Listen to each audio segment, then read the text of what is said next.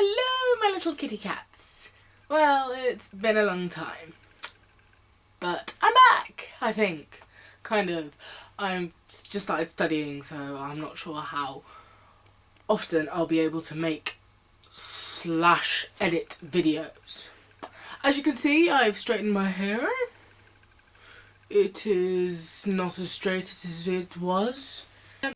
Today I wanted to do something new. Don't I always?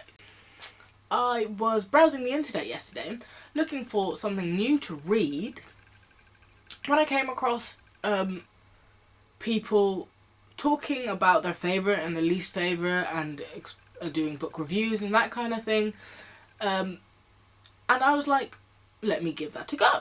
I am a very slow reader. I do not read very fast, but I do really like reading. And in this day and age, just reading a book seems to be rare in and of itself. So I'm proud of myself, even if you aren't.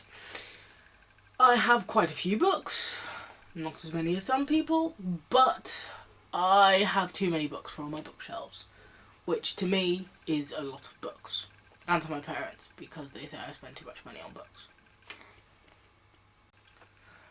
So I basically only read young adult fiction. It's something I enjoy reading because I read for fun. I don't like reading because I have to. I don't like high literature because it's just usually quite complicated and difficult to follow. I also have slight dyslexia, so I find it quite difficult to read books with either like difficult names, difficult places, or just big words, or really thick books that are really intimidating to me. So I tried reading the Song of Ice and Fire books, known as Game of Thrones, on television, and I found it really good. I really enjoyed the first half of the first book that I read. But after a while, I just got really confused because they've got like, all these really difficult names and everything's happening at the same time. And by the time you've caught up with one character, you've forgotten about all the other characters, and then their chapter comes along again, and it just like really confused me and really quite frustrated me. I do want to read it at some point again, but just not. I'm not going to be doing that any day soon. I think I'll just watch the series for now and at some point get back into reading the books. So today I wanted to do a review of one of my least favourite young adult fiction books, or book series, that I've read. It's a really popular book, and a lot of you will probably hate me for saying this. That book is Divergent and the Divergent series. Now, let me start off by saying the idea behind this book is really, really good. The idea is of the first book. The first book I got through with relatively no difficulty. It's really quite interesting how this world is set up and how everything works within the world. And you're, like, in the first book, you're just so caught up with the idea of it and trying to figure out what's going on and how things work that you don't realise it is really badly written. I'm sorry, but it is. If you read things like Harry Potter, or the Throne of Glass series, or even blooming Twilight, you will realise that this book is crap, basically. And yeah, I know it's really popular with a lot of people, and I know a lot of people will hate me for saying that this is shit, but it is. And I don't mean you can't enjoy this book, because I did enjoy it. At least I enjoyed the first one. I really did. I really enjoyed reading the first one.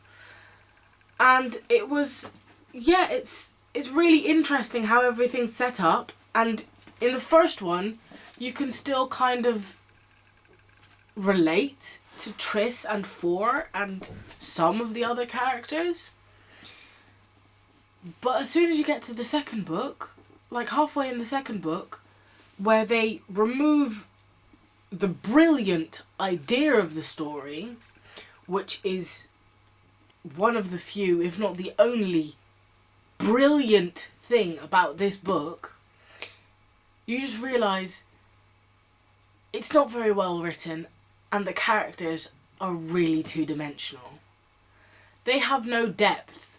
They are defined by cliches. Triss is the heroine. She's a good person. She's different from the rest, but in a way that's relatable to all teenage girls, because at some point in their lives they will always feel like they're different or special or not quite like the rest. And that is what Triss is. But other than that, I can't think of what she really is. Yes, she's strong and she's brave, sort of. But she's not very bright.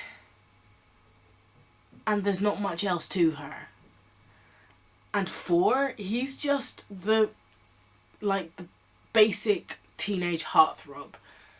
He's there to be the guy that Triss falls in love with, and just the good guy. He's there to be the good guy, to remind everybody that there are good guys out there or something. But other than that, he has no substance. He's like an empty box. He's like a flat surface. Like a photograph. It looks beautiful, but you can't actually touch it. And that's what I don't like about the Divergent series. The idea behind it is really good. The film, I've only seen the first one, and I know the third one's coming out, but the film was quite good. They did a really good job of adapting this book to film. But the book is just disappointing.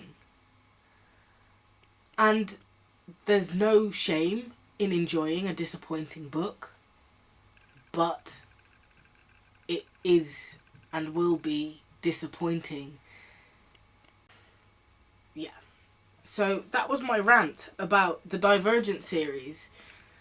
And if you are interested in reading it, I would definitely recommend the first book. The first book is really enjoyable to read. It's not difficult if you're not a very good reader like I am. It's just really enjoyable. The story's quite good. The idea behind it is really good. But keep in mind that the writing and the way the story is told isn't brilliant. And that's what really ruined it for me.